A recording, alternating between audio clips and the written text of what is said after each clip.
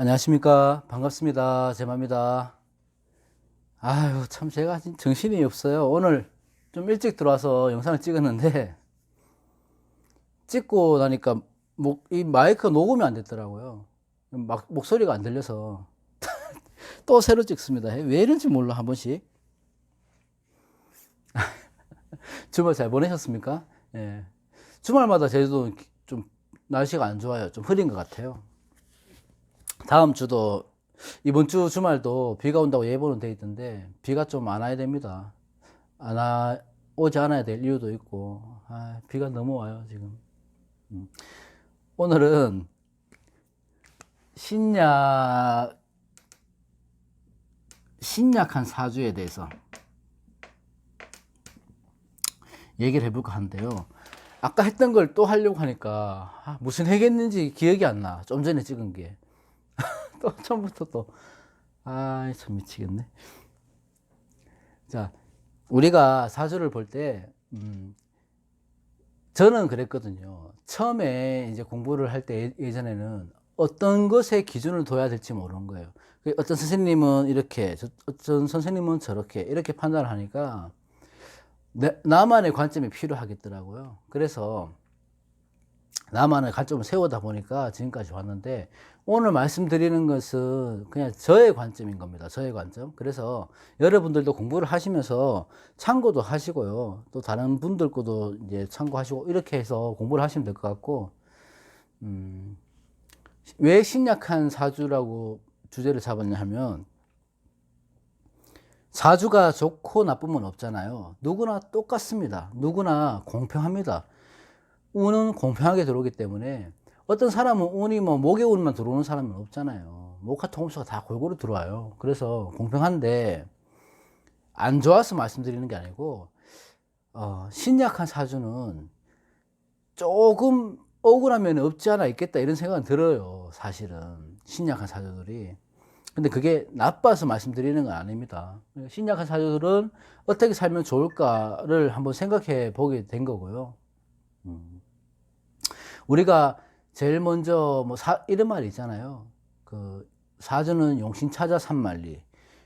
사주의 꽃은 용신이다. 이런 말도 있잖아요. 그러니까 어찌됐든 용신을 찾기 위해서 사주를 이제 푼다고 보면 되는데, 쓸 용자를 쓰는 거거든요. 쓸 용자. 그래서 내가 써야 되는 글자고 써먹어야 되는 거고, 내가 써먹기 위해서 그 글자를 찾아가는 거지, 그 오행이나 육친이나 십신을 찾아가는 거지 무조건 길신은 아닙니다. 용신이. 그죠?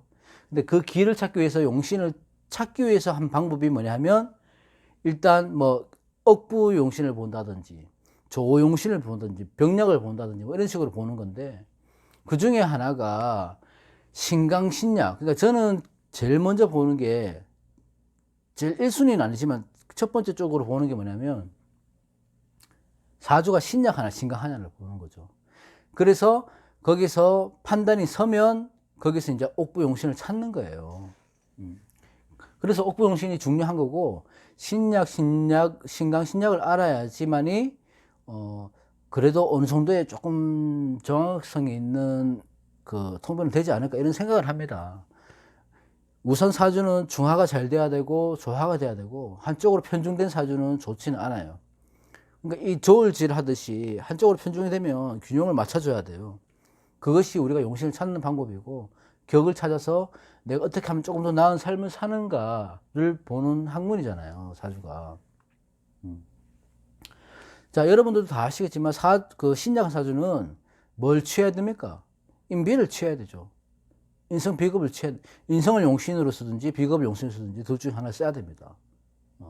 신강할 때는 식재관을 용신을 써야 되고, 신강은 일단 다음에 하고, 자, 우리가 알고 있는 거는, 여러분들이 한 번씩 이렇게 겁재가 나쁘다는 건 알아요. 겁재가. 근데 겁재는 무조건 나쁜 게 아닙니다. 신약할 때는 이게 겁재라 하더라도요, 내 조력자, 내 뿌리가 될 수 있기 때문에 겁재도 좋은 귀신으로 작용을 합니다. 겁재가 무조건 나쁜 건 없어요. 사주는 무조건 없으니까, 일단은 겁재도 신약한 사주에게는 분명한 조력자가 될 수 있다. 힘이 될 수 있는 거예요. 용신이 될 수 있는 거고. 그렇다고 심각할 때는 아주 심각하다면 평관도, 정관도요, 평관의 역할을 하는 거고, 평관도 칠살의 역할을 하는 겁니다. 그죠? 그리고 그거를 사주를 전체적인 그 구성을 보고 얘기를 해야 되지, 겁재 칠살은 나쁘다, 뭐 효신, 양인 나쁘다, 뭐 이렇게 보실 필요는 없어요. 절대 상관이 나쁘다, 이렇게 보시면 안 돼요. 신강한 사주는 상관을 볼 때 얼마나 발복하는데, 그렇잖아요. 그래서 겁재를 하여도 신약할 때는 용신으로 취할 수 있다.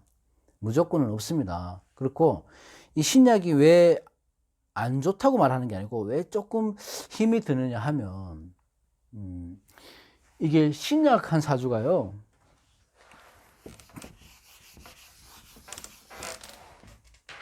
자, 우리 오이들을 이렇게 써. 이게 내 본이잖아요. 그러면 신약한 사주가 식상을 봤어요. 식상이 태고하단 말입니다. 식상이 많다. 그러면 이게 그 설기태심이라고 해갖고 이럴 때는 신약할 때 내가 설기태심이 되면 어떤 상황이 생기냐면 자기가 처한 상황, 현실적 감각 이런 걸 잃어버려요. 그러니까 그걸 깨닫지 못하고 내 분수보다 조금 더 오버해서 뭐 일을 벌리거나 그로 인해서 질병을 얻거나 상처를 받거나 뭐 이런 식으로 해서 안 좋게 흘러간다는 거예요. 그죠? 근데 그 신약한 사주가 식상을 봐서 설기태심이 됐는데 이 와중에 예를 들어서 또 관이 많다. 그죠? 관이 많으면 극설교화가 되는 거잖아요. 사주가 신약할 때는. 극설교화가 되면 또 어떻습니까? 뭐 첩초산중이지. 진퇴양난이고 막 그렇잖아요. 뭐 물러설 곳이 없는 거예요. 그러니까 굉장히 정신적인 스트레스를 많이 받죠. 그래서 극설교화가 되는 사람들을 보면 겉으로는 굉장히 밝습니다. 사교성도 좋고. 한데 속은 다 문드러지는 거예요. 스트레스도 엄청나고 예민하고요. 뭐 우울증도 있을 거고 하여튼 그렇게 조금 이렇게 속은 굉장히 약해요. 그러신 분들이. 하여튼 그렇게 되고 만약에 신약한 사람이 또 재성을 봤어요. 그죠? 재성을 봤다. 그럼 재생관이 안 되고 재생살로 되잖아요. 그죠? 그럼 이렇게 당하는 거지 계속. 그러니까 신약한 사주는 아무래도 조금 불리한 게 뭐냐면 내가 취할 수 있는 것들이 조금 불리하게 더 많은 거예요. 인성 비겁을 취하는 것보다. 식재관이 오히려 더 많이 들어오겠죠. 그래서 이런 현상이 생기는 거예요. 극설교화가 돼도 문제고, 태심이 돼도 문제고, 재성이 돼도 재생살을 해도 문제고, 이 재성도 다 놓치게 되는 거죠. 신약하니까. 왜? 내가 재성을 잡을 힘이 없잖아요. 신약하면. 돈은 보이는데. 돈은 지금 보이는데 내가 잡을 힘이 없으니까 이쪽으로 갔다가 돈을 다 잃는 거예요. 오히려 자기 돈까지. 그러면 신약한 사람들은 어떻게 해야 됩니까? 인비를 써야 되죠. 인비를 잘 써야 되잖아요. 인비를 잘 써야 되는데 신약하신 분들의 특징이 뭐냐면 남 좋은 일은 다 시켜요. 신약하신 분들은 자기가 열심히 일한 것도 그 공이 남들한테 다 돌리고 내가 받는 거에는 굉장히 익숙하지 않습니다. 내가 퍼주는 것만, 베푸는 거는 굉장히 잘하는데 내가 받는 거에는 익숙하지 않기 때문에 나 힘이 없는 거예요.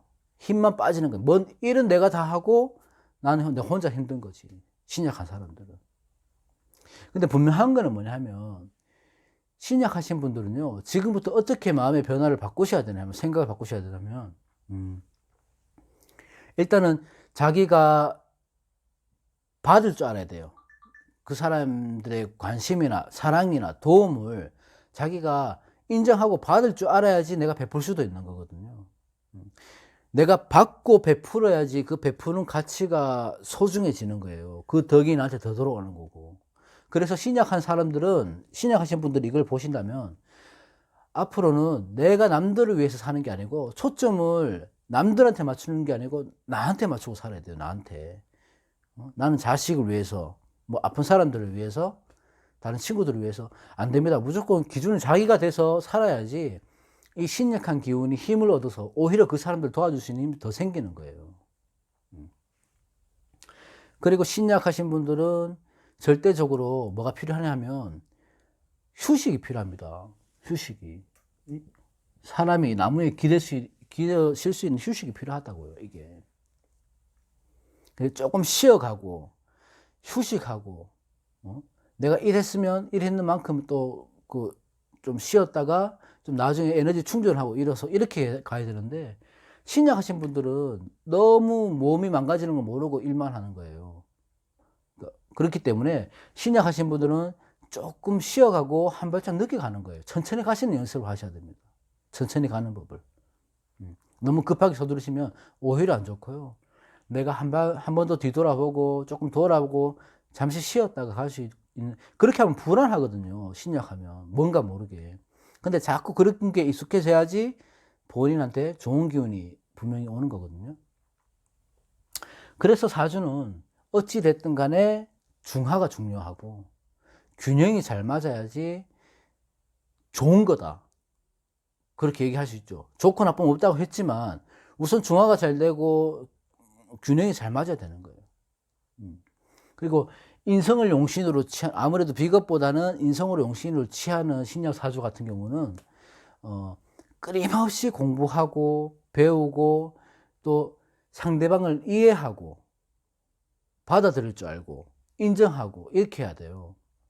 그러니까 누구의 뭐 말도 내가 듣기 싫다고 해서 안 듣는 게 아니고 그 사람의 말도 다 새겨 듣고 그 사람이 하는 얘기도 새겨 듣고 이 사람 도움도 받고 내가 힘들면 힘들다고 얘기도 하고 이렇게 해야 되는데, 오히려 신강보다 신약이 더 고집이 세요. 이렇게 되면 그 자존심 때문에.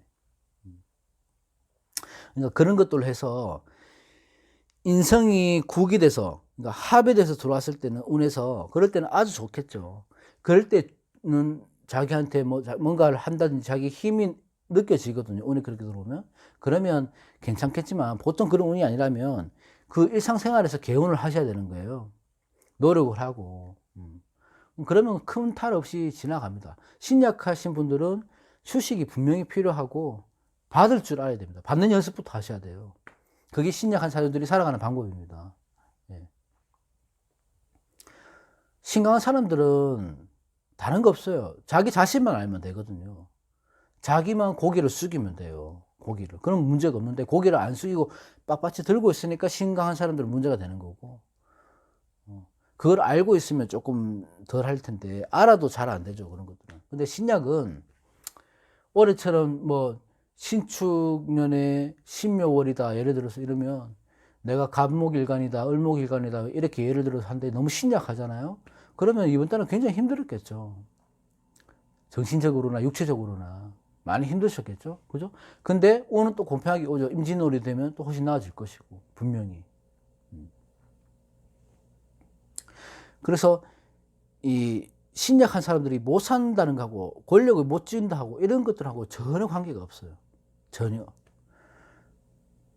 제가 알기로 세종대왕이 신약한 사주를 알고 있어요. 사주는 모르는데 그때 그렇게 들었던 것 같은데 옛날에. 맞나 모르는, 잘 기억은 안 나지만 맞을 겁니다. 그 신약한 사주인데 어떻게 성군이 되었나 그것 때문에 한번 얘기를 해본 적이 있었는데, 세종대왕이 신약한데 그때 당시에는 뭐 이렇게 점수를 봐주거나 그때는 뭐 점술가라 이렇게 얘기했잖아요. 도사라 얘기하고 뭐 이렇게 했잖아. 있었겠죠. 누군가 있었을 수도 있고 아니면 자연스럽게 일상생활 속에서 개호를 하셨을 수도 있고, 그 세종대왕께서는 어떻게 했냐면 다른 왕들과는 틀리게 세종대왕은 그 대신들이라고 합니까? 그 대신들의 의견을 다 수렴을 했어요. 그러니까 보통의 우리 조선의 왕들은 보면 다 그렇지는 않지만 대부분 폭군의 성향이 조금 있었다고 하잖아요. 그러니까 모든 결정은 자기가 해야 되고 모든 것들은 자기 아래에 있어야 되고, 그런 임금은 절대적인 존재이기 때문에 그런 것들이 있었는데 세종대왕은 그렇지 않았다고 합니다. 그래서 막 그 대신들의 의견들 다 수용하고 어떤 큰일이 있으면 이 사람한테 맡긴 거죠. 나보다 이 사람이 낫다는 걸 인정하는 거잖아요. 그 사람한테 인성용신을 쓰는 거죠. 그렇게 해서. 그리고 또 그런 거 뭐 장영실 같은 경우에는 그 신분을 그냥 바로 벼슬을 줬잖아요. 신분을 없애고. 그런 것들은 이게 의연 중에 무연 중에 이 세종대왕이 자기가 신약한 사주를 개운을 해서 아주 잘 훌륭하게 지금도 남지 않았나 이런 생각을 합니다. 어찌됐든 그 인정하고 받아들일 줄 알아야 돼요. 신약한 사주를. 그래서 뭐 이런 얘기도 있잖아요. 어떤 단체의 장을 뽑을 때 뭐 감목일관이 뭐 회장이 되고 뭐 이런 것도 있는데 신강신약으로 볼 때는 어떤 단체가 있으면 그 장을 뽑을 때는 신강한 사람들은 자기가 주체적으로 나가서 선거를 나간다고요. 자기가 주도적이 돼서. 근데 신약한 사람들은 누구의 추천으로 해서 선거에 나가게 됩니다. 장을 뽑을 때는. 근데 그 신약한 사람에게는 누구의 추천이 길신이 되는 거죠. 용신이 되는 거고. 그죠? 그러면 그분들은 오히려 좋은 결과를 얻을 수 있는 거고. 그래서 받아들일 줄 알아야 돼요. 신약은. 내가 누군가 선물한테 주면 감사히 받을 줄 알아야 됩니다. 거부하는 것보다. 신약 사정은 그렇습니다. 그래서 중하도 중요하고 균형도 중요하고 신강이냐 신약을 판단하는 그 기준도 중요하고 그보다 더 중요한 것은 우리가 살아가는 운의 흐름이고요. 누구나한테 올 수 있는 똑같은 운의 흐름이고 그 운의 흐름보다 더 중요한 것은 그 사람의 마음가짐입니다. 어찌 됐든 간에 그 마음가짐이 곱고 올바르면 어떤 운이 오더라도 그 신경 쓰겠습니까?